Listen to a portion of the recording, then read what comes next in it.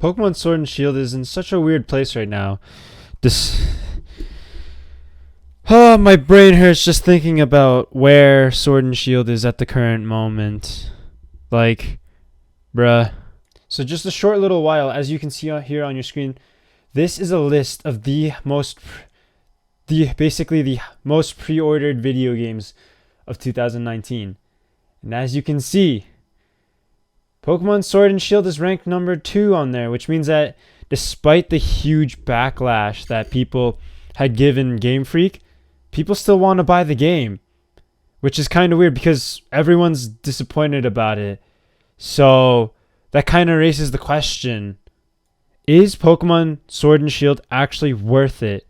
A lot of people seem to think that's the case because it's the second most pre-ordered game of the year. So I mean, even with all the disappointment and all the crazy, controversy, people still want to get the game. So that's just, I don't know. I find that weird. And I think you guys would too. So I'm going to do my best in this video to break down whether or not you should get Pokemon Sword and Shield. Not which version, but whether you should get one of the games, period. Because there's a lot of reasons why you should and you shouldn't get Pokemon Sword or Pokemon Shield. In order to determine whether or not getting the games is worth it, I have to ask you guys first, do you even have a Nintendo Switch in the first place? Which is about give or take $400 Canadian, which is roughly give or take $310 American. It's pretty expensive. Granted that buying a Switch, I'd say, is actually kind of worth it depending on the games that you get, because games like, Zelda Breath of the Wild, Mario Odyssey, Mario Kart, and a whole bunch others make purchasing the console kind of worth it.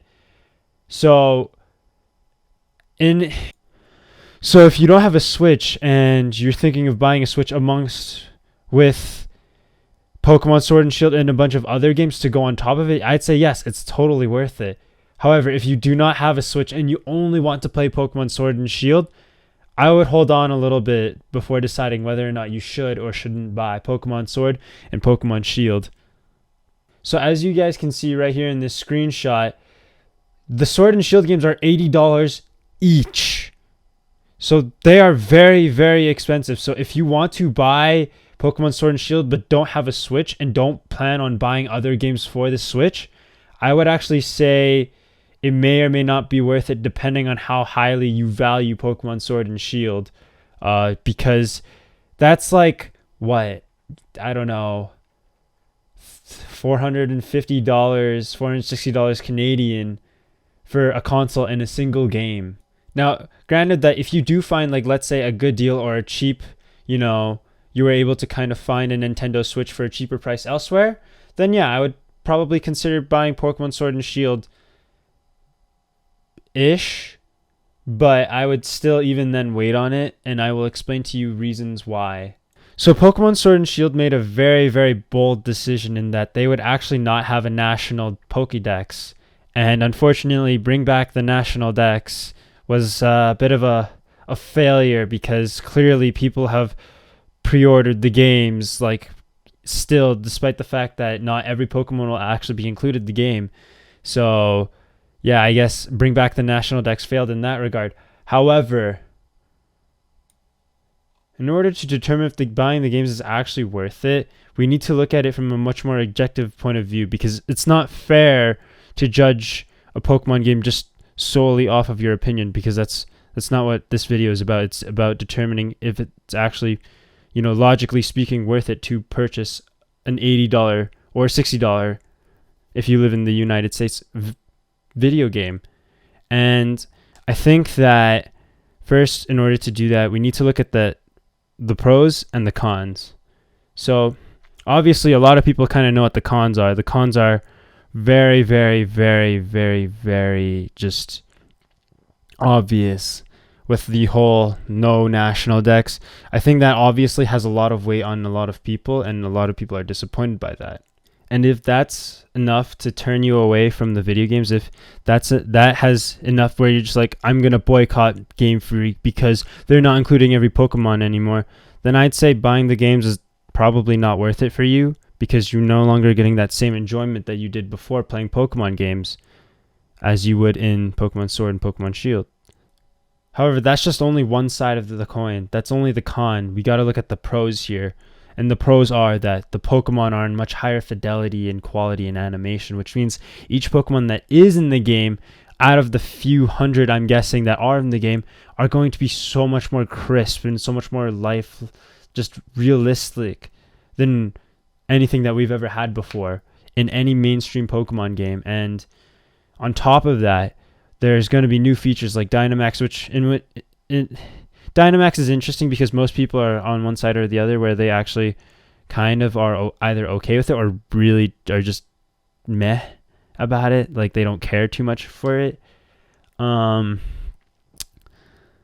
for me, that's not enough to really convince me of getting Pokemon Sword and Pokemon Shield. However, there is one thing that kind of has me interested enough to give Game Freak and Pokemon Sword and Shield the benefit of the doubt in purchasing this game. And that feature is the max raid battles. Ones where you can actually get together and play with your friends in real time. This is something that Pokemon has never done before. It's never in the mainstream games, and never quite something nearly as, ambitious as this, as where you literally are given a chance to actually play with your friends live for the first time ever. And for me, that's huge because I have friends that I play Pokemon with all the time, but usually we're all playing our own individual games in the same room. But now we actually get to immerse, just to be able to interact with each other, to actively look to play with together. And that for me is huge. But my own opinion aside, let's recap on the pros and the cons. Con, no national dex, which means that there is a extremely high probability that not every Pokemon will be in the game in updated patches or on release. It's not likely that every Pokemon will be in the game. Pros, you can play with your friends. The Pokemon are in much higher quality, and the world is much more immersive, much more full and dense and filled with, what feels like life in a Pokemon game, which has never been done before. That being said, is getting the games worth it? Well, let's kind of go back to the beginning. If you do not have a Switch and are looking to purchase a Switch with Pokemon Sword and Shield and a bunch of other games, then yeah, taking into consideration the pros and the cons, it might be, in something that you might see as being worth your money and your time playing the game and spending the money on it.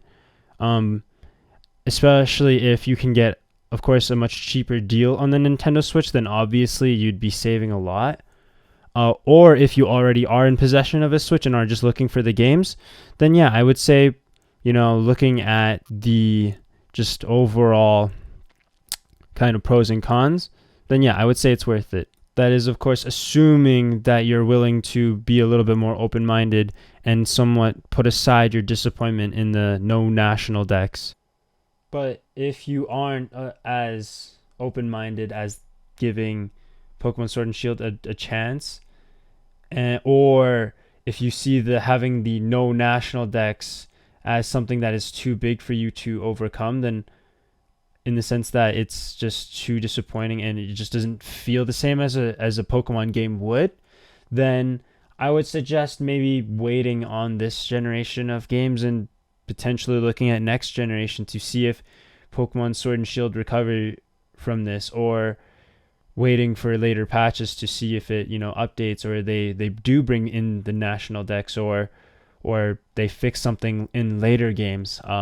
It might be in your best interest if the no national decks is a huge deal for you. Like, it's more than just a disappointment, it's like heartbreaking, like you can't play a Pokemon game, then I would actually suggest not forcing yourself to endure something that you're not going to enjoy, and it's just not going to be nearly as fulfilling as what you would hope to be in the standard that most people have for Pokemon games. And there you have it, my idea of if you should or should not buy Pokemon Sword and Pokemon Shield. Basically, if you already have a Switch, if you can find one for a good deal, or are also thinking of buying other games and are a little bit more open-minded to playing Pokemon and just, willing to overlook the no national decks, then yeah, it's totally worth it to get the game. But if you aren't willing to look over the national decks, or if you don't have a Switch console, and are only looking to buy a Switch console for a single game, then I would suggest maybe not. But yeah, you guys, thank you guys so much for watching. Please like, share, comment, and subscribe. Also, share your thoughts. Are you going to end up actually getting the games or not? As I said earlier in the video, I actually think I kind of do want to give Sword and Shield another chance, because there were some things that I actually really did like about the reveal in the E3 trailer, and some things that were obviously disappointing, but I am willing to overlook those if the game performs amazingly well. And I think most people are willing to buy the games. But yeah, personally, let me know in the comment section below, which one are you going to get? I'm personally thinking of Sword. I don't know about you guys, but I usually get both, but in this case, I'm probably only going to get one because it's $80 Canadian, which is really expensive. And yeah, also, I will announce something for the Mewtwo Level X giveaway. It's basically, I'm going to be extending the length of the giveaway because I made a mistake, which I deeply apologize for. From the bottom of my heart, I'm really sorry about that, guys. I messed up, and I promise to make better on it, but I just hope and pray that you guys are just okay with that for the time being.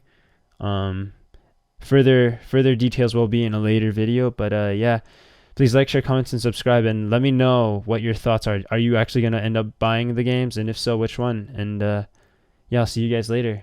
Peace.